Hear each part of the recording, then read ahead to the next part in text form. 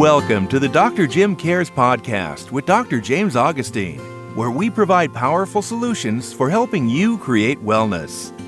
The following discussion is for educational purposes only and is not meant to diagnose or treat disease. Because our approach is individualized, it's important to not apply this information without first consulting with your healthcare professional. And now, here's Dr. Jim. Hey there. Welcome back to the Dr. Jim Cares podcast. My name is Dr. Augustine from Ahead to Wellness. Today, I'm going to talk about chiropractic. My podcast today is my opinion, so I'm going to give you my version of my understanding of 34 years in practice about chiropractic. And since it's my podcast, my opinion, I think, matters. I think it's the best way to do it. So there are so many different types of practices out there of chiropractic. I want to tell you what we do. Now, there is, for our watchers and listeners, there's a doctor out there. He's an orthopedic surgeon. He's doing YouTube videos, and he literally is just bashing chiropractic. And a couple of points that he's made that, chiropractic is unscientific, that there's no scientific research or proof that chiropractic actually works. And I would say to him and to you is that we're not government funded as far as research. We don't get all those government funds for research. So of course that's the case. However, we have had studies done. Matter of fact, there's also a great thing called anecdotal information. In other words, patient by patient, we've seen amazing results with patients. So it doesn't mean that anecdotal evidence isn't proof. It's great proof, especially in light of the fact that we don't have a bunch of government-funded scientific research being done. And another issue is the fact that back in the day, back in the late 70s and early 80s, there was a federal lawsuit against the American Medical Association from a chiropractor, a group of chiropractors, basically discovering and saying that medicine had a committee on quackery, a committee that was trying to entirely get rid of chiropractic. So all the bad stuff that you've heard out there about chiropractic has been perpetuated and gossiped about with regards from basically medicine. And therefore, we won the lawsuit. And so this doctor obviously hasn't got the memo on that, that they're supposed to openly refer and recommend chiropractors to patients because why? It's beneficial. The other side of it is, the danger of getting adjusted and all that sort of thing. If you look at all the healthcare professions out there, the danger to the most safest healthcare profession are based on malpractice claims made. And guess what? We are the safest healthcare profession because we have the least amount of malpractice lawsuits against us. So it's extremely good and well and safe to go to a chiropractor and get adjusted. I would also say this, that since he's not a chiropractor, he doesn't have the education process that we do. He is a orthopedic surgeon. He's not a joint specialist. He's a surgical specialist. Fix everything with surgery. Most people are not really fond of getting surgery, but there are cases that do need orthopedic surgery to be done. I recommend that. I don't gossip and bash other professions like that. There's good and bad in all types of professions, so why would he sit there and just perpetually bash chiropractic? Because it's completely unfounded. So, that being said, let me get into my story. My story is, early on, I had an opportunity to go to medical school, and in looking and searching and trying to discover what's going to be best for me, I decided on chiropractic because I liked the root cause philosophic basis of what chiropractic is about versus allopathic healthcare. Allopathic meaning medicine is about treating disease. And if you treat disease, you never really solve it. I'm more into let's solve and get to the root cause of what causes these various problems and solve it at that level. And therefore you see someone's health improve as well as problems in their health go away. That's mostly what I'm about. Part of this was my mother. She took ill it was a long time ago, but she passed away actually 25 years ago. And in that process, I discovered that she was dreadfully ill. She had bladder cancer, her bladder removed, and therefore hysterectomy, complete hysterectomy as well. She was on, she developed rheumatoid arthritis and was on prednisone for many years, like 6 years, totally demineralized her bones. And that medication was the only thing that would actually make her joints feel a bit better. So she took it, demineralized her bones, started having compression fractures in her spine. It was just awful. Massive pain, lost a ton of weight, and she was very feeble and unstable. And ultimately, she developed type 2 diabetes as a result of the medication, of prednisone, and died of a bowel obstruction, which literally we watched her fill up with food and drink to the point where she drowned to death. Really, really dreadful. Moms are magical. Moms are amazing and beautiful, wonderful. So this had a big impact on me. And so I literally watched our current healthcare system at that time, medicine, put her 6 feet under sooner. And I didn't like that, obviously. So I figured there has to be a better way.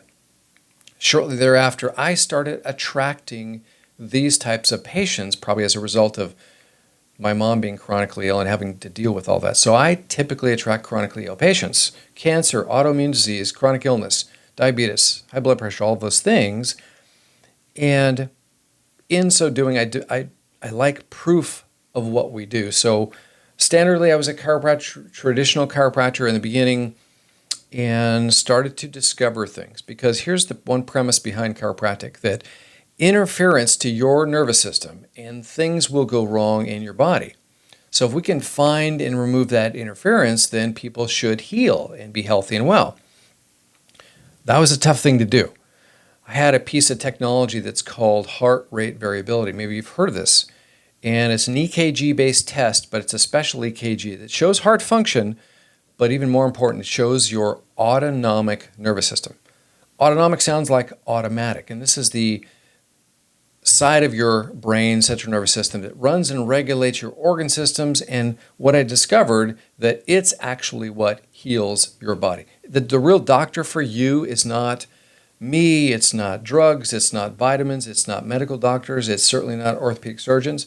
It is you, all driven, controlled, regulated by your autonomic nervous system. Having this technology, heart rate variability, for 6 years, I could not change the results of this exam, which is really getting me upset.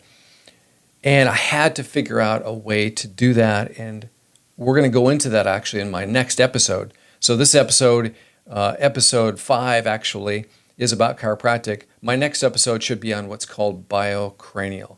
And stay tuned for that, because it's really, really going to be an amazing episode. So traditional chiropractor, and what's well understood in chiropractic is there's a difference in chiropractic. There's what's called a straight chiropractor that purely does vertebral subluxation complex, remove nerve interference, and that's it. There's the mixer, who is the one that does chiropractic but adds in diet, nutrition, herbs, lifestyle, vitamins, things of that sort. And so I literally drifted, and I would say I blended the two, because I really believe that your body, ultimately, healing comes from inside out. So I kind of drifted into the mixer category, so to speak, but it's because today our food supply is really depleted of nutrition. People are really unhealthy today. So I really was very dissatisfied in all aspects of healthcare, from allopathic medical approach to chiropractic, because I couldn't change a person's health. And that was that big shift in my understanding and thinking, that there's got to be a better way. Having heart rate variability, I couldn't change it. And it was discovered, I actually read a journal article that said, if 80% of the nervous system is above the spine, what are you doing about that, doctor? Very intrigued by that. I said, let's go investigate this. And this is where we'll get into in next episode, how I figured out that, how to change that. So within chiropractic, I would adjust people, and at that time, I would adjust people 3 times a week. Take X-rays in the beginning. X-rays are necessary. We did a consultation. We did an examination, spinal orthopedic neurological examination. We took X-rays. And the X-rays were to check for pathology, the ABCs of reading X-rays, alignment, bone, cartilage, and soft tissue, and to see if there was broken bones, fractures, dislocations, also tumors and things of that sort. Also, though, the critical aspect from a chiropractic perspective is the alignment factor. Now, dislocation is one thing. Subluxation, meaning less than a dislocation, is a situation that interferes neurologically with people, and they have pain, numbness, tingling. The only way to have any sort of sensation or of pain would be your nervous system. It plays a role in that. And so what we would do, we would adjust people 3 times a week based on those x-rays to move the right bones the right way. And within 8 to 10 weeks, people were feeling much, much better. And yes, it is known, and this is true in science, that any kind of an injury, fall, broken bone, doesn't really matter. 6 weeks from the date of that injury, you're going to have some healing occurring. You're going to feel somewhat better because that inflammation from the injury turns into scar tissue. Now, scar tissue, by the way, is more pain sensitive. You'll actually grow new pain nerve fibers into that scar tissue. Plus, though, the scar tissue also has baroreceptors in it, which are pressure receptors, which is why people that have had scar tissue and arthritis, like in joints, they'll say, yeah, I can tell it's going to rain. My knee bothers me, or my hip bothers me, or my back hurts more. I can tell it's going to rain. They're really, really good barometers because of that scar tissue. But 8 to 10 weeks, we would re-x-ray to see and discover whether or not a person's had structural changes. Again, for me, I want proof that what I do actually works, aside from someone says, I feel better. Let's truly prove that. And I wasn't seeing it. I would take x-rays, re-x-rays. There's no change in the structure, which didn't sit well with that at that time, and it still doesn't sit well. So therefore, I had to discover why that was the case. Search. And actually, the science, which is what we're going to talk about in just a minute here, I had to find what was causing the problem. In this case, the problem was a missing link. And this was the board specialty that I actually ended up doing. It was called Applied Spinal Biomechanical Engineering, ASBE. This answered all my questions. This answered and solved the issue.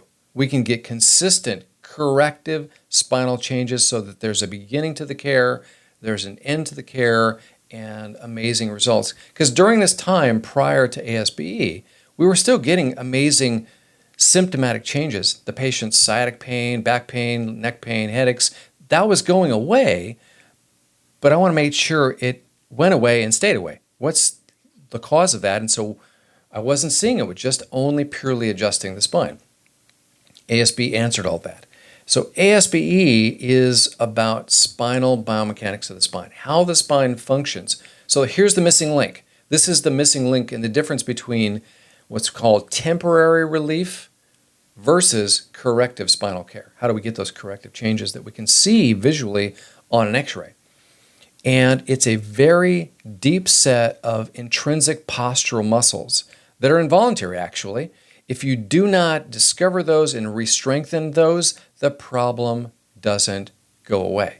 And also, you will not see corrective changes on an x-ray. So one of the textbooks that we used was called Panjabi and White's Spinal Biomechanics. And in there, it was discovered like almost 50 years ago that your spine should have, certain areas of your spine have certain ways that it should function. So what their testing would be take an x-ray of somebody laterally bending their neck to the left, laterally bending it to the right.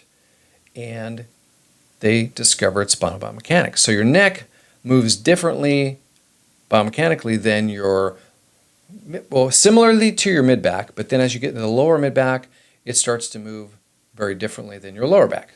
So in your neck, you have vertebral bodies. It's like this big block of your spinal bones. So they should tilt towards the side you're bending to. In this case, I'm tilting my head to the left, but also now at the same time, the back parts of your spine, they're called spinous processes, like little fingers. They stick straight out the back. When you tilt left, they should spin simultaneously to the right side. Conversely, you bend your head to the right side, and those spinous processes should spin to the left. Vertebrae tilt right, but the spinous processes spin to your left side. That's the way it should happen and should function normally. And there should be symmetry, symmetrical function. When you bend your head left and the spinuses spin to the right, you should bend to the right, and it should go just as far to the left as the other one does the right. They should be mirror images of each other. If you flip that x-ray over and compare, ideally should be mirror image. Lower back, when you bend your lower back to the left side, lateral bending, and bending to the right side, the vertebrae should tilt. The actual vertebral bodies should tilt towards that side, left, but then the spinous processes that stick out the back like little fingers should spin towards the same side, equally and comparatively left side and right side. So when we take x-rays, initial x-rays are to look for alignment. These stress x-rays, which we typically take later, to be able to design the corrective exercises, you will see differences, very significant differences. And so what's our goal is to bring back symmetry of function. When you bend left, it should look exactly like when you bend to the right, being the mirror image. Also, we compare those. We compare the standing structural pictures, the front view, the side view, to the lateral bending, what we call stress x-rays or functional x-rays. And we can develop a precise corrective exercise to only re-strengthen the weak and damaged muscle groups. Literally, here's the science on it. You could get adjusted 3 times a week for 10 years. Take x-rays in the beginning, and in 10 years take x-rays, and there is no change. There won't be any changes structurally on the x-rays. Whereas, now with ASBE and designing these corrective exercises, we can get changes in a matter of months that we could not get in 10 years of care. Very significant. And this means that we can truly make corrective changes that will last. That's how ASBE works. It only, though, works as well as a patient will do the exercises, their compliance. And I tell people very upfront, very straightforward. We do a consultation, we do an examination, we take x-rays. We then go over all these findings, and when I say, look, your choices, temporary relief care, meaning I can adjust you and we will get you out of pain, it'll definitely start improving and feeling better. But the problem is when you stop, all that pain will be coming back. And here's the missing link to it, gravity. Gravity is going to put stress and load on your spine, and those spinal segments are going to start shifting back out of place. Corrective spinal care. We do these stress x-rays to discover the weak and damaged muscles. Now, you cannot see muscles on x-ray. You might see some shadows, but you can see the results of how these muscles move your spinal bones. That's what's important. And we'll see huge differences. Bending left works really well. Bending right fails to some degree. So we want to only design a very specialized set of exercises just for your spine to get these muscles to strengthen, and then therefore your spine will not only begin to stay where I'm putting it, but then also functionally, when we compare and redo these x-rays in, say, 10 weeks, you will see corrective changes in the way your spine is even functioning. So alignment and function both improve with this. Great, great thing. Let me give you some examples of how significant this has been. Disc problems. Let me explain a herniated disc. It's not a slip disc. It's a herniated disc, and there are 2 types. There's a protrusion, meaning a bulge that will stick out and hit the spinal cord or the nerve root, or a prolapse. A prolapse is so much force onto that disc that you literally blow a hole into the back part of your disc, and then all the disc material that's in the center kind of comes out into your spinal canal and hits your spinal cord and or nerve roots. A good friend of mine 30-some years ago had this very issue. He was thrown doing martial arts. That's actually where I met him. He was thrown, and pretty soon he had very nasty, terrible pain into his calf muscle. And before I can get my hands on him, he actually had surgery, removed part of that disc, and his symptoms went away somewhat, but then they came back just as bad. He came to me, he knew what I did, comes to me. We did this process. We did stress x-rays, stress x-rays, designed corrective exercises for him, completely resolved all of his symptoms. Structurally and functionally, his spine was amazing and solved the problem. Now, my largest and most significant disc problem that I've ever seen was a 15 millimeter disc bulge. Doctors Orthopedic surgeons like to do surgery starting at about 4 millimeters and above. This guy was 15 millimeters, very, very significant disc herniation. And we did stress X-rays, the same process, designed corrective exercises for him, so we adjusted the right bones the right way, very precisely, as well as getting him to these corrective exercises to keep it where I'm putting it. Problem solved. Not only did he never have to go back to an orthopedic surgeon and actually have back surgery, but to this day, and this was probably 20 plus years ago, to this day, he's fine. No symptoms whatsoever. Everything's great. And are there times that people would need disc surgery? Absolutely. Some of the things that I tell people is, I asked them, I said, are you losing control of bowel or bladder function? That's one of those major indicators.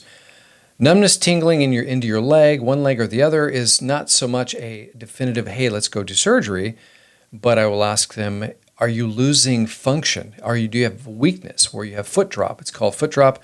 You're trying to walk, and typically when you take a step, you bring your toe up, your foot up, and you heel toe strike. All of a sudden you lose the ability to do that, and your foot slaps down, and it's that foot drop. It drops down. So you're losing function, getting weakness into your legs. That's definitely a consultation with an orthopedic surgeon. Again, do the right things, right? There are times when people will need surgery. So, and that would be one of them, or a few of them. Let's talk about scoliosis. So part of my education process in ASBE was embryology, the study of the formation of our body while they're in the womb, as well as pediatrics, because ideally you would think that your spine, if you looked at a vertebra in your spine, that our spine should grow perfectly and symmetrically well. Well, it doesn't happen that way. Realistically, it doesn't. And the more disparity or difference there is when you compare the size and shapes of aspects or parts of those vertebrae, left side to right side, the more disparity, the more problems they're going to develop as they go from a newborn to a toddler to a young child to someone playing sports to running and dancing and doing all those great things. More stress and load. So what happens is, let's just take, for example, the side of your vertebra is called the transverse process, like a thumb that sticks out one side and the other side. But what happens, though, if those grow different sizes, different lengths? One side's longer, the other side's really short. What happens is muscles attach to those aspects of your bones to move and position them. And so if you have one side longer, it's going to be a longer lever, and inherently going from a toddler crawling around to then walking to running, more and more stress and load, the muscle with the longer lever side is going to get inherently stronger. The other side never really catches up, and this is why more and more stress and load, a person's spine can start to bend and warp and misalign with no injury. That's called scoliosis. Classically, scoliosis is a lateral bend of the spine. Sometimes people doctors will actually do surgery to straighten out the spine, and they put this metal rod in there to keep that spine straight. My approach would be this. Let's take X-rays, and let's do this process of doing stress lateral bending functional or biomechanical X-rays to discover the weak and damaged muscles. Because here's the problem. It's one thing to have a lateral bend of your spine, but then if you have a rotatory scoliosis, literally those spinous processes, if they're spinning to one side or misaligned to one side or the other, that's when you're going to get the most symptoms. Many times there are cases of scoliosis that the child will go to the doctor or the nurse at school, have them bend over, and they see this big hump on one side, and the nurse or doctor would identify that's scoliosis. And yet the child has no symptoms. Classically, that's because there's no rotation in the spine. And when you take that spinous processes and spin it one side, that's what hits the nerve roots the most. Because looking at the anatomy of the spine from the side view, you'll have larger holes top to bottom. It's like an oblong shape like this. So if your spine is bent to one side, you've got a lot of room top to bottom still before you hit those nerve roots. Whereas the shortest distance is front to back. And guess what? The rotation of your spine is what hits those nerve roots the quickest. So Classically, patients with a rotatory scoliosis will have a lot more symptoms in their spine. Same process, do the biomechanical stress X-rays and identify the weak damaged muscles, design a corrective set of exercises, and if that person will do those exercises, they can have very dramatic changes in the spine, how it's aligned and how it functions. Now this goes to, you have to look at the age of this person. Great timing with this would be from like 10, 12 years old up to maybe 18 to 20 is the range when their spines are growing. There's growth plates in there, and the sooner we can catch it, the better. But there's also that issue of, can the person, if they're young enough, if they're too young of child and they don't really have the discipline to do these corrective exercises, well, you're probably not going to get the job done. Now let's compare that to current, say, physical therapy, orthopedics. They like to put braces on the spine. Since the spine is positioned and moves because of muscles, the braces actually will make it worse in the long run.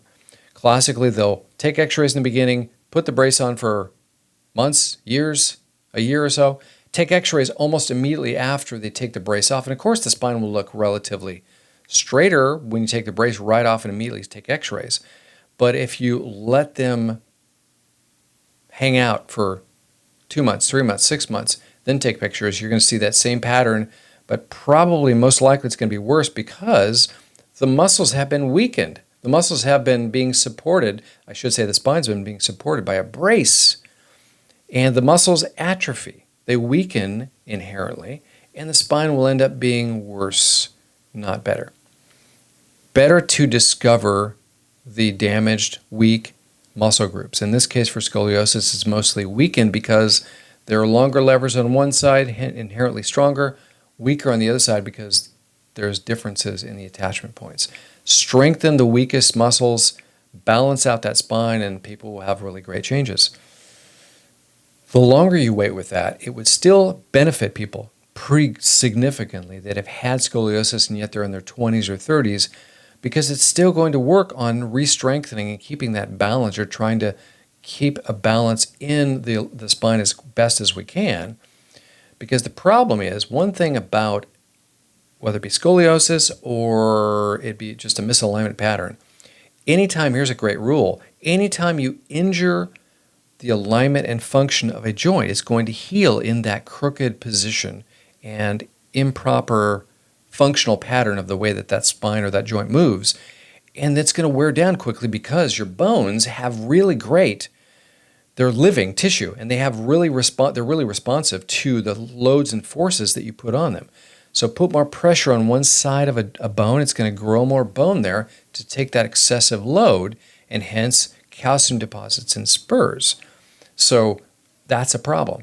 Scar tissue eventually it goes from inflammation to scar tissue, and the scar tissue eventually can calcify and turn into bone as well. Not a good thing. So on the side of osteoarthritis, let's talk about that for a minute. Another condition that we see, this is really the mechanism that occurs. And doctors classically will blame it on, well, it's your age and it's genetic. Well, what can you do about your age and genetics? Not much. You can't do it at all. Nothing about those at all. So what I just suggested is really how it happens. Especially as men, as young boys, we did a lot of damage to our spines and joints because of having a good time as a kid, playing sports and jumping, climbing over fences and doing flips and all sorts of riding skateboards and falls, injuries, playing sports in high school. So we've injured joints and then left in that patterned position, misaligned, crooked position, the joints will wear down quicker, hence osteoarthritis. But great thing, let's realign those joints, re-strengthen that support structure to get it to stay in a balanced position and a good function back into the joint. And guess what? You stop that wear and tear, which is a great thing. A couple of examples. A gentleman, patient of mine, I've seen this guy 28 years ago, comes to me with horrible lower back pain and sciatic pain down both legs. And we're going to talk about sciatica in just a minute. Let's talk about it now. Sciatic pain or sciatica is a condition where you're really interfering with the lower three nerve roots in your spine, and it forms this big nerve root called the sciatic nerve. It goes through your butt, through your rear end, and there's a muscle that goes across there called piriformis. Goes down and splash your leg.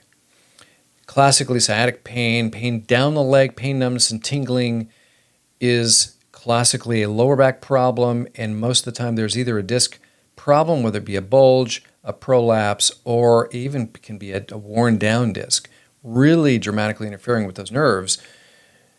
So this guy, Mr. G, we'll call him, he had 2 discs that were bone on bone, gone in his lower back. His L4, L5 disc and his L5, S1 disc were gone, bone on bone.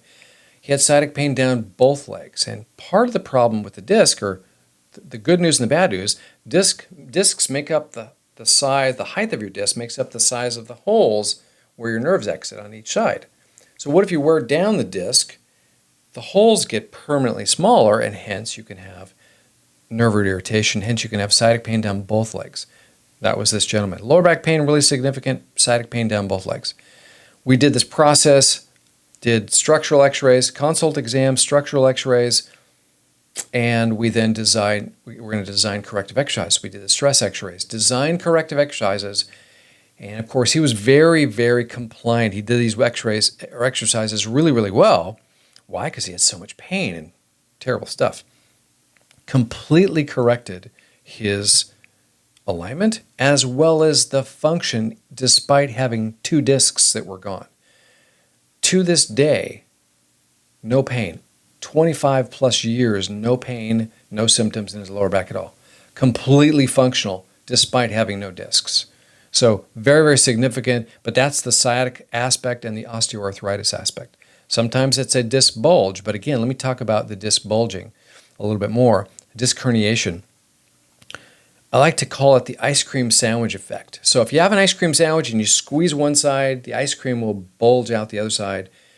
Hence, have a vertebra above and below the disc, and if they're misaligned, it's going to put pressure and load on that back part of the disc, and the disc can tear through the fibers of the disc and then bulge out and hit the spinal cord and or the nerve roots. Okay, not a good situation. So what if, though, we can permanently change the alignment and function of the vertebra above and below that disc? It would change the load and stress on that disc, hence getting a person to feel and function better. That gentleman that I talked about with a 15 millimeter disc bulge worked very well for him in many, many, many cases over the last 34 years in practice. Very successful practice, and I'm not saying that to pat myself in the back. I'm saying because this stuff works. It really works, and it works really, really well, especially for all those conditions that we just talked about. Excuse me. How about the benefits?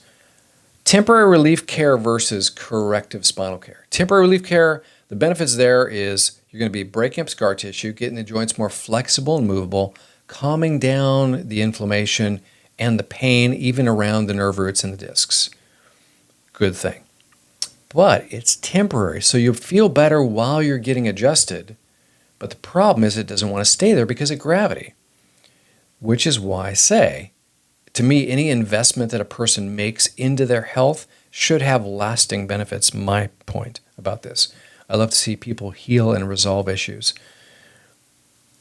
Corrective care, we're going to discover that root cause, the damaged support structure, musculature, discover which ones need to be re-strengthened, design the corrective exercise, do it, problem solved, proof before and after, as well as patients consistently always feel better in doing this process. Now, what's the difference? Not a lot, other than they're going to have to do corrective exercises. So all this I talk about up front, after we've done some consultation, done evaluation, done x-rays, and sat down and explained all of this, people know ahead of time. Because there are people that literally won't do the corrective exercises. They're that, I'm too busy, my job, I don't have money, whatever it is, and so I want to make sure that they make the decision that's right for them, okay? There's no sales pitch here. I want to help people get to where they really want to be. And we've done just phenomenal, had such phenomenal changes with this. It's been great. So how long then does even corrective care last? Well, temporary care or temporary relief care lasts as long as while they're getting adjusted, they're feeling better and improving. And then sometime thereafter, they stop getting adjusted and stop coming in here. The symptoms and problems will start to come back. Some people it lasts 6 months, some people it lasts a year. But the more misalignment pattern in their spine, the more significant, especially the rotation, the quicker it's going to come back. So let's do a little bit of Q&A, question and answer. That's important because I've got questions from patients, I've got questions online, really good questions. So what's the difference between manipulation and adjustment? Manipulation versus adjustment. Well, first and foremost, I really despise the word manipulation because no one wants to be manipulated, right? Manipulation implies that you're just moving bones haphazardly with no rhyme or reason, and hopefully a person improves. Well, adjustment is very precise.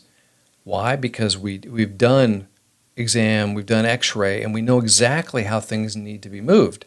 So move the right bones the right way, and there's always amazing benefits. Adjustment, adjust the spine correctly, very, very specifically and precise. Another question, or another kind of a question and statement. Well, this is kind of an objection sometimes to chiropractic. Once you start going to a chiropractor, you have to keep going and going the rest of your life. And that can be true if you're not fixing and doing a corrective spinal process. Why? Because the problem never stays. Your spine won't stay in place because of gravity. Even under corrective spinal care, once we get those muscles strong enough, the therapeutic level of doing these exercises, afterwards I highly suggest they do 1 or 2 sets of these exercises to maintain that correction, because guess what? You can't escape gravity, not yet. You don't want to rush that. So therefore you might have to do a couple of sets a day of corrective exercises to maintain that correction. So another question. What's the noise that you hear when you get adjusted? Is it bones breaking? No, it's not. It's actually pressure inside those vertebrae between the joints. The joints actually have gas or pressure in them. When you change the position of the joint, there's a change in pressure, and hence you hear that popping noise, right? Notice, though, that I can't go back and do that same thing with those same joints because the pressure needs to change and shift there. So that the adjustment, moving those right bones the right way, you can hear that release or that noise, because some people are really frightened by that noise, and it's not doing any damage to the joint because you're moving the right bones the right way. It's always a good thing. What about this? What about getting adjusted, does it hurt? And I would say this. Depends on the degree of damage that's already been done, because I've seen some just destroyed spines. Huge arthritic changes in bone and bone, and maybe they've actually had surgery and fusion. And so with that, which comes with experience and skill, is you only move the right bones the right way progressively and slowly. Sometimes we use what's called a nudge adjustment, which literally means we're moving all the right vectors the way things need to be moved, but we're not jumping on somebody like starting a motorcycle. It's nothing like that. It's move the right bones, nudge them in the direction. You get some movement, but you don't get this big crunching, cracking, and they're so totally sore the next day. No, that's not acceptable. And I tell people that. It is not acceptable to have any more than, okay, you can have a little soreness because your body has healed those joints with a lot of scar tissue. And in breaking up that scar tissue, it can be sensitive or tender. But a little bit of soreness is expected. It's sort of like starting an exercise program and you're not used to it. Well, you're probably a little sore the next day, depending on how much you've done. So it should not hurt, other than having a little bit of soreness because you're not used to doing that sort of thing. Another question. Tell me about what's the oldest person that I've taken care of and what's the youngest patient that I've taken care of. Let's start with the youngest. The youngest has been newborns. My 3 boys that we've had, all born at home, and right out of the birth canal, they have been adjusted. And another thing that we do called biocranial to jumpstart their autonomic nervous system. Why? So they can be as healthy as they can be. Do we adjust them because they have problems? Well, the birth process can be actually traumatic, but it's really to improve their autonomic nervous system and their ability for all their systems, vital systems, to come on board and have a really great APGAR score and really great health. So newborns. Oldest patient, 99 years old.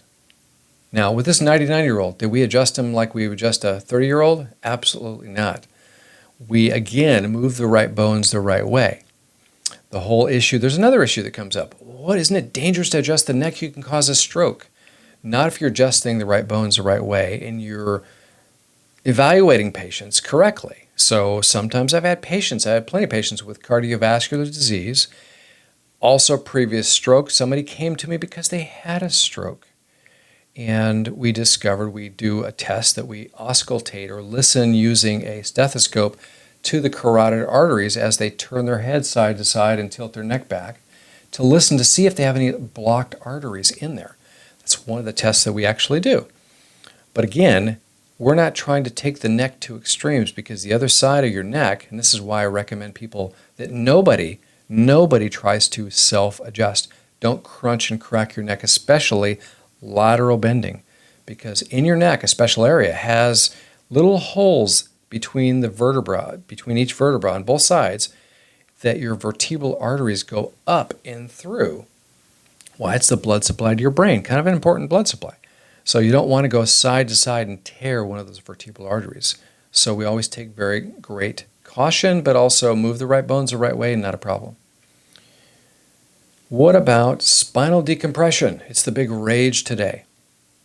Now, this is my opinion on it. I'm not bashing anybody that does it out there because getting some traction done on your spine always feels better. Doctors have to spend hundreds of thousands of dollars to get these really sophisticated spinal decompression units to stretch and decompress the spine. So it always feels good. But the problem is, if what we said is true, that in fact the alignment and function of your joints is really dictated by a very special set of muscle groups, you don't address those in spinal decompression. So therefore, the problem comes back, and definitely can come back. Now, certainly if you take pressure off those nerve roots, off the discs, and just free up that spine a little bit with spinal decompression, it helps. But it's also a very expensive process because the technology is really expensive. So my opinion would be, hey, let's do some corrective spinal care. So then what about the other 80% of the nervous system? Remember that article, that journal that I said that I read? If 80% of the nerve supply is above the spine, what are you doing about that, doctor? Well, search, and I discovered something that actually does improve that other 80%. It's called biocranial. So stay tuned. Our next episode should be on biocranial. If you have any questions or comments, or you need some further help with this, please email me. I'm at draugustine@gmail.com. You can email me at draugustine@gmail.com, or you can reach out to my office. I'm in Buena Park, California. Phone number is 562-860-3404. I'm also on social media, Instagram, TikTok, as well as YouTube. Please give me a follow there. I'm also on Spotify, and I'm also doing podcasts. Apple Podcasts, Spotify Podcasts, Google Podcasts as well, all the ways that you could listen to the same thing. So please subscribe and give me a like there as well. My name is Dr. Augustine. Thank you so much for watching and listening. My practice is called Head to Wellness, and have a great day. I will talk to you and see you on the next episode. Bye for now. Thanks for joining us on your journey to wellness. Join us next time for more information and education about your health. And feel free to contact Dr. Jim on social media or at his office, Head to Wellness in Buena Park, California.